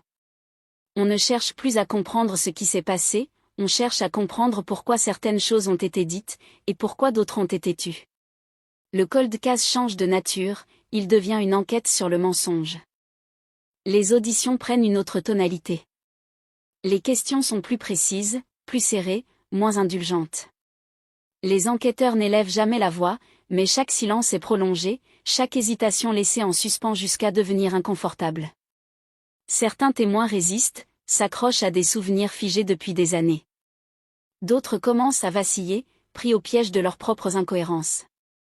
Les regards fuient, les mains tremblent, les phrases se brisent en plein milieu. Le passé, longtemps contrôlé, commence à se fissurer. Un détail, longtemps jugé anodin, devient soudain central. Une heure notée à la va-vite sur un rapport ancien, sans justification claire. À l'époque, personne n'avait pris le temps de la vérifier. Aujourd'hui, elle ne correspond plus à rien. Ni au relevé téléphonique, ni au déplacement supposé, ni au témoignage concordant. Cette discordance agit comme un révélateur brutal. Les enquêteurs comprennent que quelqu'un a déplacé le temps, volontairement ou non, pour créer un alibi artificiel. Et cette manipulation, même minime, change tout. La pression monte autour de la personne désormais au cœur des soupçons. Rien d'officiel, rien de public, mais l'atmosphère est lourde. Les policiers observent les réactions, les habitudes, les micro-changements de comportement. Une nervosité nouvelle apparaît, des routines se modifient, des explications sont données sans qu'on les demande. Chaque geste est analysé, chaque mot archivé. Le cold case, autrefois figé, exerce désormais une force gravitationnelle qui attire tout vers lui. Dans la famille de la victime, l'information circule par fragments. On ne dit pas tout, on ne peut pas. Les proches sentent pourtant que l'enquête a changé de vitesse. Les échanges avec les enquêteurs sont plus fréquents, plus graves. Les phrases commencent souvent par « sans entrer dans les détails », mais leur poids est suffisant pour bouleverser des nuits entières. L'espoir se mêle à une peur sourde, celle de découvrir que la vérité implique des visages connus, familiers, peut-être même aimés autrefois. Les médias, de leur côté, commencent à perdre patience. Les rédactions savent que quelque chose se prépare, mais rien ne filtre. Cette absence d'information nourrit les spéculations. Les titres parlent de « tournant majeur », de « développement décisif ». Les commentateurs dissèquent le moindre communiqué officiel, traquant des indices dans le choix des mots. La tension est palpable, nationale. Le cold case n'est plus une affaire du passé, c'est une attente collective suspendue. Les enquêteurs travaillent désormais avec une certitude dérangeante, la vérité est proche, mais elle est dangereuse. Pas seulement juridiquement, mais émotionnellement. Chaque élément nouveau a le potentiel de raviver des conflits anciens, de briser des équilibres fragiles. Certains témoins, conscients de ce risque, se murent dans le silence ou tentent de se rétracter. D'autres, au contraire, semblent soulagés que le poids du secret soit enfin partagé, même partiellement. Une confrontation clé est organisée. Deux versions incompatibles sont mises face à face, sans agressivité apparente, mais avec une précision chirurgicale. Les enquêteurs laissent les contradictions émerger d'elles-mêmes. Les phrases se contredisent, les regards s'évitent, les justifications deviennent de plus en plus complexes. À un moment précis, un détail échappe au contrôle, une phrase de trop, un aveu involontaire. Rien d'explosif, mais suffisamment pour confirmer ce que l'équipe soupçonnait, le récit officiel ne tient plus. À partir de là, tout s'accélère. Les autorisations sont demandées, les procédures enclenchées. Chaque décision est validée à plusieurs niveaux, tant l'enjeu est élevé. Le cold case, classé depuis des années, s'apprête à franchir une étape que beaucoup n'osaient plus imaginer. Les enquêteurs savent que la moindre erreur pourrait anéantir le travail accompli. La rigueur devient obsessionnelle, presque paralysante. Dans le quartier, l'atmosphère est lourde, presque irrespirable. Les habitants sentent que quelque chose se prépare, sans savoir quoi exactement. Les conversations s'interrompent à l'arrivée d'un inconnu, les portes se ferment plus tôt. Certains évitent de sortir le soir, d'autres cherchent au contraire à être présents, à observer, comme si assister au moment décisif pouvait donner un sens à des années de rumeurs et de peurs diffuses. Le passé est partout, dans les regards, dans les silences, dans les rues familières soudain hostiles. La famille de la victime est prévenue qu'une étape majeure approche. Pas de date, pas de détails, seulement une phrase lourde de sens, les prochains jours seront importants. Cette attente est presque insupportable. Chaque sonnerie de téléphone provoque une montée d'adrénaline, chaque heure qui passe sans nouvelles est une épreuve.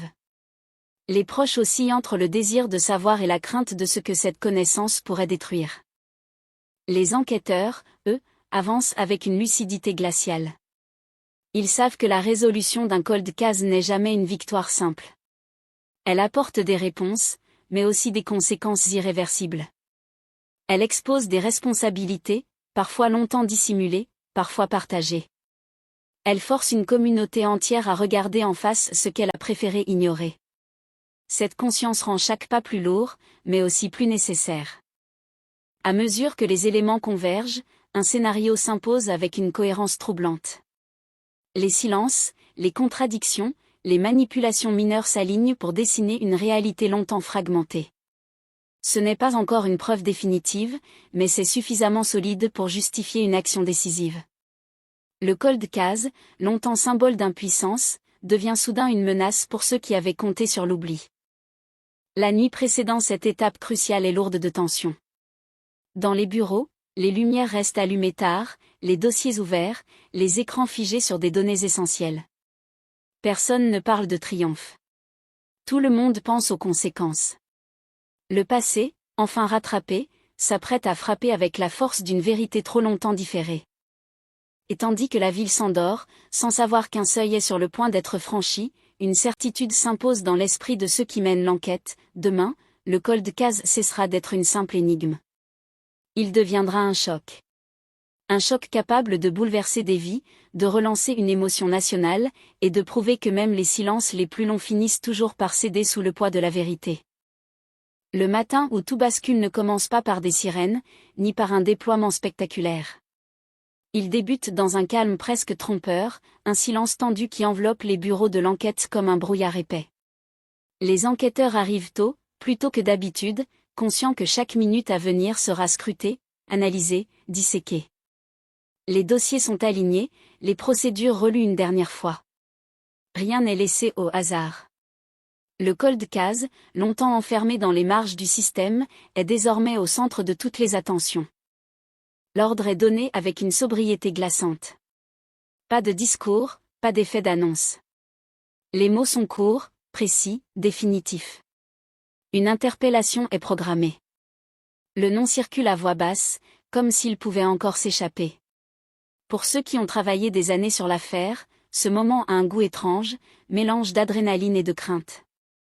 L'arrestation, si elle a lieu, ne sera pas la fin de l'histoire, mais le début d'une onde de choc aux conséquences imprévisibles. Sur le terrain, les équipes se déplacent avec une discrétion calculée. Les rues sont encore calmes, les volets fermés, les commerces à peine éveillés. Personne ne se doute que le passé s'apprête à refaire surface avec violence. Les agents observent, attendent, synchronisent leurs gestes. Chaque regard échangé est chargé de tension. Le moindre faux pas pourrait compromettre des années de travail et offrir au silence une nouvelle victoire. Lorsque la porte s'ouvre, le temps semble suspendu. Pas de résistance spectaculaire, pas de scène dramatique. Juste un visage figé, surpris, peut-être déjà résigné. Les mots prononcés sont simples, presque administratifs, mais leur poids est écrasant. Le suspect est informé de son interpellation. À cet instant précis, le cold case cesse d'être une abstraction. Il prend un corps, une respiration, une réalité brutale. La nouvelle ne met pas longtemps à se répandre. D'abord en interne, puis à l'extérieur, par fragments, par fuites contrôlées ou involontaires. Les rédactions s'agitent, les téléphones vibrent, les notifications s'accumulent. Les titres commencent à se dessiner, prudents mais chargés de sous-entendus. Arrestation dans une affaire classée, un cold case relancé. La nation retient son souffle, consciente qu'elle assiste à un moment rare, presque historique. Dans la famille de la victime, l'annonce tombe comme un coup de tonnerre. On ne crie pas, on ne pleure pas immédiatement. Il y a d'abord un silence profond, incrédule.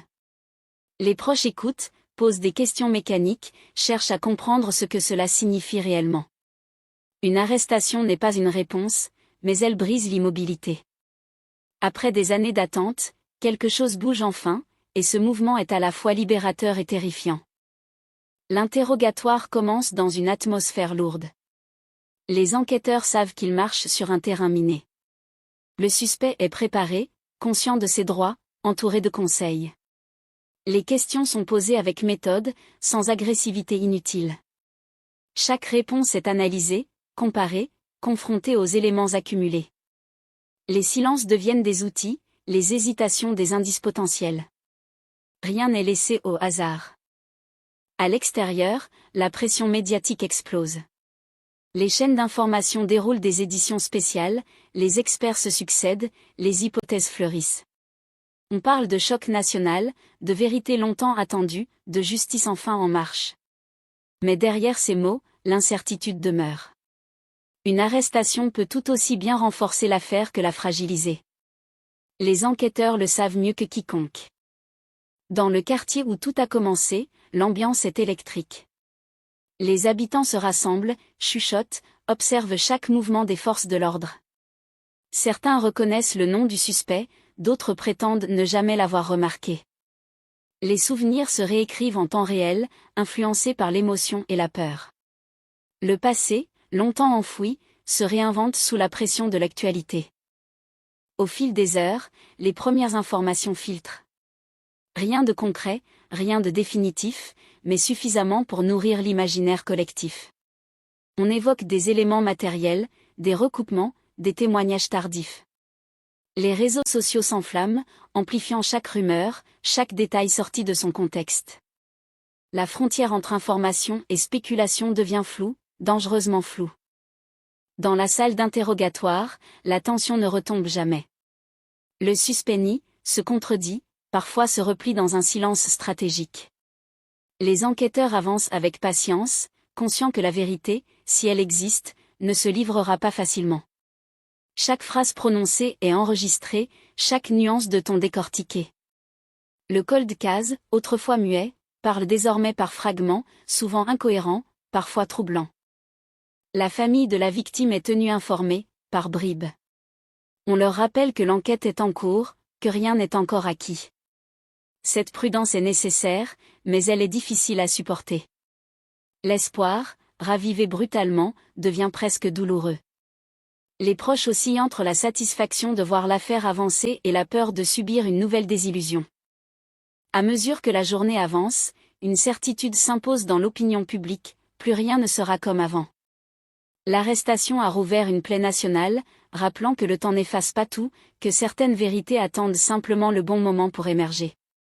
Le cold case, longtemps symbole d'échec, devient un miroir tendu à la société, révélant ses failles, ses silences, ses compromis. Pour les enquêteurs, la satisfaction est absente. Ils savent que le plus dur commence maintenant. Une arrestation n'est qu'une étape, fragile, réversible. La justice exige des preuves solides, irréfutables. Chaque erreur, chaque approximation pourrait offrir une échappatoire à celui qui pensait avoir enterré le passé à jamais. La vigilance est totale, presque épuisante. Lorsque la nuit tombe, les lumières des bureaux restent allumées. Les dossiers s'empilent, les stratégies se réajustent. Le cold case, enfin réveillé, exige toute l'attention, toute l'énergie, toute la rigueur possible. Personne ne parle de conclusion. Tout le monde parle de responsabilité. Et dans ce silence nocturne, chargé de fatigue et de tension, une pensée obsède ceux qui ont consacré des années à cette affaire. L'arrestation n'est peut-être que le début d'une vérité bien plus complexe, bien plus dérangeante que tout ce que l'on avait imaginé. Une vérité qui, lorsqu'elle éclatera pleinement, pourrait bouleverser non seulement une famille, mais l'image même d'une communauté entière, contrainte d'affronter ce qu'elle a longtemps refusé de voir. La nuit qui suit l'arrestation ne ressemble à aucune autre. Elle est lourde, saturée d'attente, comme si le pays entier retenait son souffle. Dans les commissariats, les écrans restent allumés, les lignes téléphoniques ouvertes, les dossiers étalés sur les tables comme des cartes d'un jeu dangereux. L'interpellation a eu lieu, mais rien n'est encore gagné. Les enquêteurs le savent, c'est souvent après le choc initial que tout peut s'effondrer. Le cold case, réveillé brutalement, exige maintenant une solidité absolue. Dès l'aube, l'affaire entre dans une nouvelle phase, plus technique, plus implacable. Les éléments accumulés au fil des années sont réexaminés à la lumière de l'arrestation. Ce qui paraissait secondaire devient central, ce qui semblait décisif est parfois relégué au second plan. Chaque preuve doit désormais résister à une seule question, obsédante, tiendra-t-elle devant un tribunal ? Les enquêteurs avancent avec la précision de chirurgiens, conscient que la moindre faille pourrait réduire à néant l'espoir suscité. Le suspect est de nouveau interrogé. Le ton change subtilement. Il ne s'agit plus de sonder, mais de confronter. Les questions sont toujours calmes, presque polies, mais leur logique est implacable. Les réponses sont comparées aux faits, aux horaires, aux témoignages. Les contradictions s'accumulent, parfois minuscules, parfois flagrantes. Le suspect tente de reprendre le contrôle, ajuste son récit, modifie des détails. Chaque ajustement est noté, archivé, transformé en pièces potentielles à charge. Pendant ce temps, les experts travaillent dans l'ombre. Les analyses scientifiques se multiplient, exploitant des techniques inimaginables au moment de la disparition. Des traces conservées pendant des années sont enfin exploitables. Les résultats arrivent par vagues, jamais définitifs, toujours nuancés. Les enquêteurs apprennent à lire entre les lignes, à comprendre ce que la science suggère sans jamais l'affirmer totalement. Dans un dossier aussi ancien, même une probabilité devient un événement. La famille de la victime vit ces heures dans un état de tension permanente. Les informations arrivent lentement, filtrées, volontairement prudentes. On leur explique que l'arrestation ouvre des perspectives, mais qu'elle ne garantit rien. Cette retenue est nécessaire, mais elle est cruelle. Après tant d'années d'attente, l'envie de croire est presque irrésistible. Les proches oscillent entre l'espoir d'une vérité enfin révélée et la peur d'une chute brutale, d'un retour au silence. Dans l'espace public, l'émotion ne retombe pas. Les débats se multiplient, les plateaux télé se remplissent de spécialistes, d'anciens enquêteurs, de psychologues. On dissèque le profil du suspect, on revisite chaque détail de l'affaire. Certains parlent déjà de culpabilité, d'autres appellent à la prudence. La société se divise, tiraillée entre le désir de justice et la crainte d'une erreur irréparable. Le cold case devient un miroir des attentes et des peurs collectives. Les enquêteurs ressentent cette pression comme un poids constant. Chaque décision est désormais scrutée, commentée, parfois critiquée avant même d'être comprise. Ils savent que l'opinion publique peut être un allié comme un adversaire redoutable. Pourtant, ils avancent, guidés par une seule obsession, établir des faits, rien que des faits. Dans cette affaire, la vérité ne peut pas être approximative, elle doit être indiscutable. Une reconstitution partielle de la nuit de la disparition est envisagée. Pas pour le spectacle, mais pour tester la cohérence des récits. Les lieux sont revisités, les distances mesurées, les durées chronométrées. Les enquêteurs découvrent que certaines actions décrites comme impossibles sont en réalité réalisables, et que d'autres, présentées comme évidentes, ne tiennent pas face aux contraintes du réel. Cette confrontation avec la réalité physique bouleverse plusieurs certitudes. Le suspect, confronté à ces éléments, montre des signes de fatigue. Les silences s'allongent, les réponses deviennent plus évasives. Parfois, une colère sourde affleure, parfois une lassitude profonde. Les enquêteurs observent, notent, attendent. Ils savent que les moments de faiblesse peuvent être révélateurs, mais ils savent aussi que la pression excessive peut fermer définitivement la porte à toute vérité. Dans le quartier, l'arrestation continue de produire ses effets. Les voisins se remémorent des détails oubliés, parfois déformés par le temps et l'émotion. De nouveaux témoignages arrivent, certains sincères, d'autres manifestement influencés par l'actualité. Les enquêteurs trient, recoupent, éliminent. Le bruit est intense, mais au milieu de ce chaos, quelques informations se distinguent par leur cohérence troublante. Les jours passent, rythmés par les auditions, les analyses, les réunions stratégiques. La fatigue s'installe, mais personne ne ralentit. L'équipe sait que cette fenêtre est cruciale. Si la dynamique se brise, le cold case pourrait replonger dans l'ombre, cette fois définitivement. Chaque heure compte, chaque décision peut faire basculer l'affaire d'un côté ou de l'autre. La famille reçoit un message qui, sans être une promesse, marque une étape symbolique. On leur dit que l'enquête progresse, que certains éléments se consolident. Les mots sont choisis avec soin, mais leur impact est immense. Pour la première fois depuis des années, l'idée d'une réponse tangible cesse d'être abstraite. Elle devient une possibilité réelle, presque palpable. Dans l'esprit des enquêteurs, une question persiste, lancinante: l'arrestation est-elle le point d'aboutissement ou seulement l'ouverture d'un réseau de responsabilités plus vaste ? Les éléments recueillis suggèrent parfois l'implication indirecte d'autres personnes, des silences partagés, des protections tacites. Rien n'est encore prouvé, mais l'ombre du doute s'étend, rendant l'affaire plus complexe, plus dangereuse. À mesure que la 6e phase de cette histoire s'achève, une certitude s'impose, le cold case ne se résume plus à une disparition inexpliquée. Il est devenu une épreuve de vérité pour tout un système, une confrontation entre la patience de la justice et la brutalité du temps. L'arrestation a ouvert une brèche, mais ce qui s'y engouffre désormais pourrait bouleverser bien plus que le destin d'un seul homme. Le passé, enfin interrogé sans détour, commence à révéler sa profondeur inquiétante, et personne ne sait encore jusqu'où cette révélation ira. Les heures qui suivent ressemblent à une course dans un couloir étroit où chaque porte peut s'ouvrir sur le vide ou sur la vérité. L'arrestation a relancé l'émotion nationale, mais elle a surtout déclenché quelque chose de plus discret, plus corrosif, la peur. Pas la peur du public, bruyante, alimentée par les titres et les débats, mais la peur intime, celle qui fait transpirer les paumes, qui pousse à effacer un message, à vider une boîte, à changer une habitude sans raison apparente. Les enquêteurs le sentent immédiatement. Ils ont déjà vu ce phénomène, quand un cold case se réveille, ceux qui ont cru au sommeil éternel du dossier commencent à bouger, et le moindre mouvement trahit l'existence d'un secret. Dans un bureau sans fenêtre, loin des caméras, l'équipe se rassemble autour d'une table encombrée. Un écran affiche une chronologie en blocs serrés, une mosaïque d'heures, de lieux, de noms. Les visages sont tirés, les voix basses.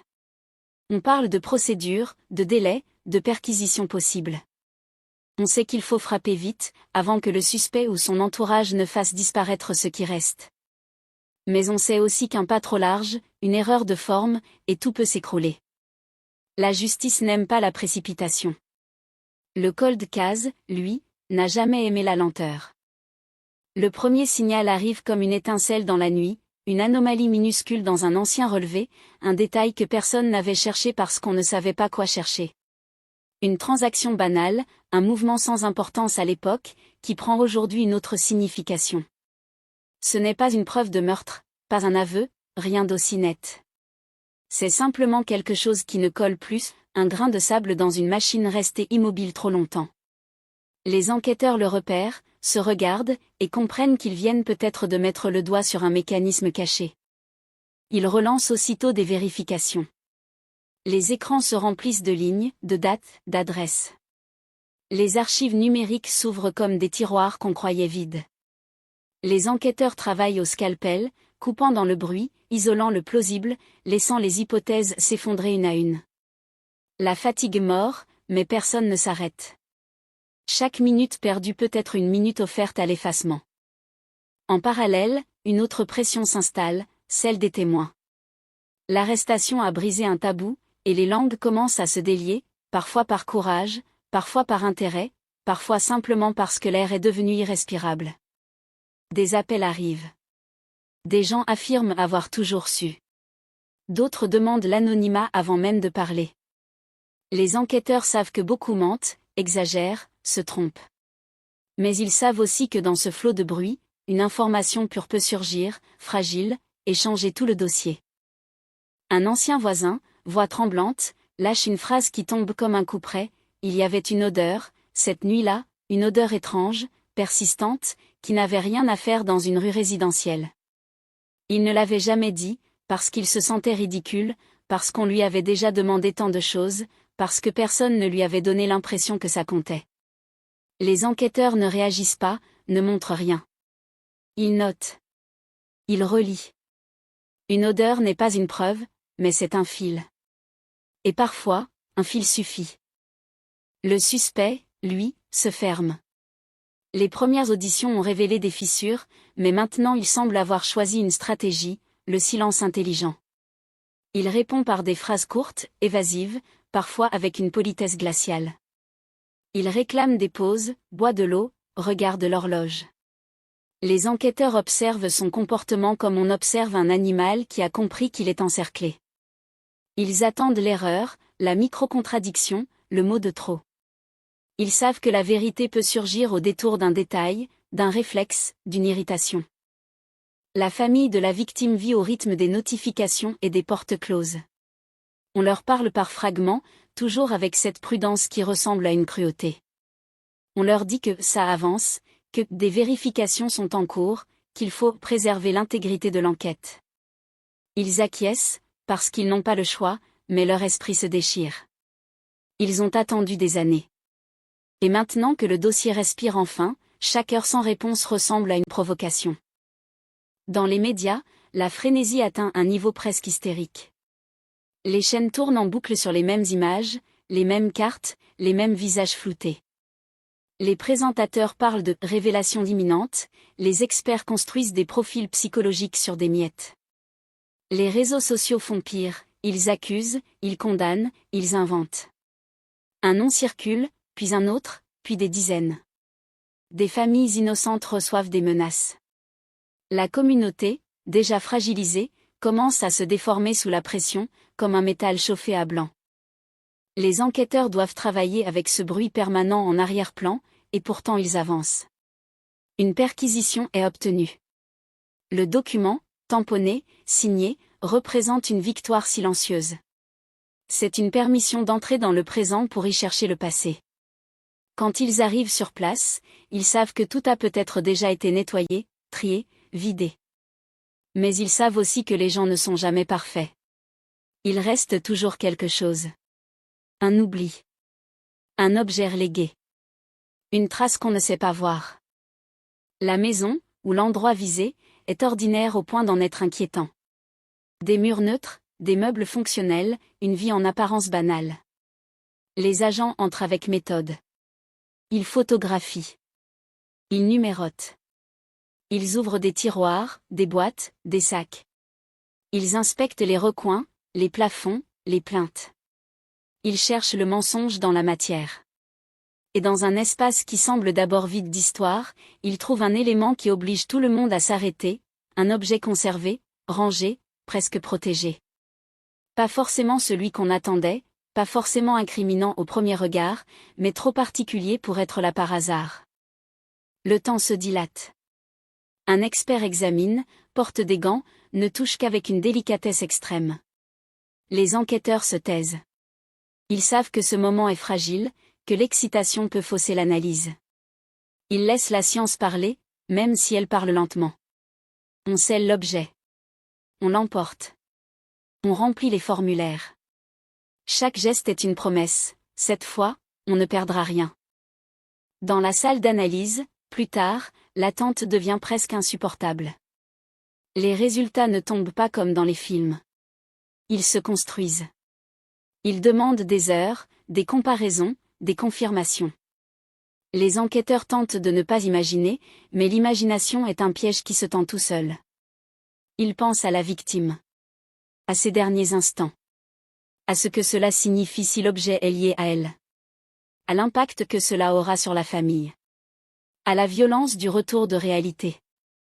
Les auditions reprennent avec une tension nouvelle. Le suspect ne sait pas encore ce qui a été trouvé, mais il sent que quelque chose a changé. Son regard se durcit. Il pose des questions sur les procédures, sur ce qu'on lui reproche exactement. Les enquêteurs restent vagues, comme la loi le leur permet. Ils gardent l'avantage. Ils veulent voir la réaction quand ils lâcheront un détail, juste un, suffisamment pour fissurer sa façade. Ils savent qu'un mensonge est souvent moins stable qu'une vérité. Ils se tordent, ils cherchent l'équilibre, ils craquent. Un autre témoin se présente, inattendu, tardif, presque irréel. Quelqu'un qui n'était pas au centre du dossier, quelqu'un que personne n'a jamais considéré comme important. Il dit avoir vu quelque chose, cette nuit-là, à une heure précise. Il décrit une scène simple, une silhouette, un véhicule, une lumière brève. Rien de spectaculaire. Mais son récit s'aligne avec la nouvelle chronologie et avec un point qui obsédait les enquêteurs depuis des semaines. La cohérence est troublante.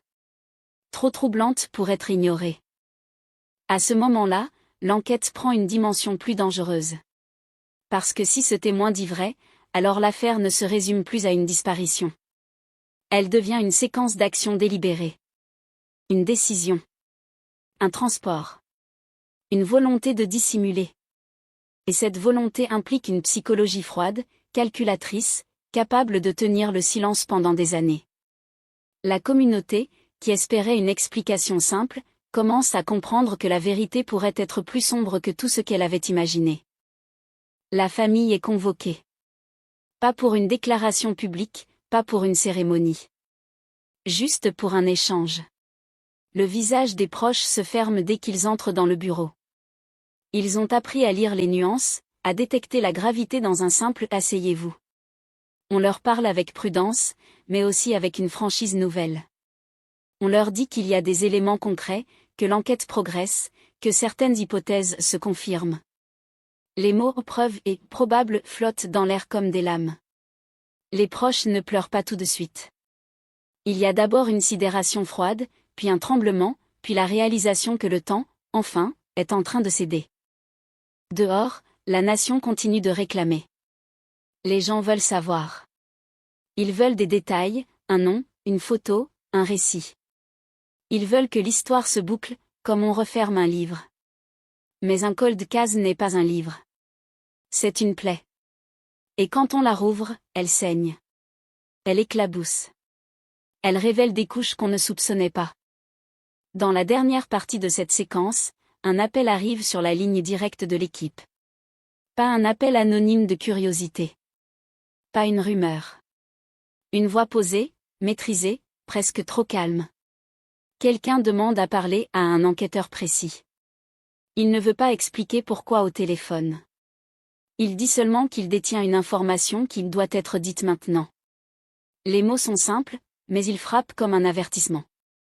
La personne refuse de donner son nom, puis ajoute, juste avant de raccrocher, une phrase qui glace le sang, il y a une chose que personne n'a jamais cherchée au bon endroit. Le silence qui suit est total. Dans le bureau, personne ne bouge pendant quelques secondes.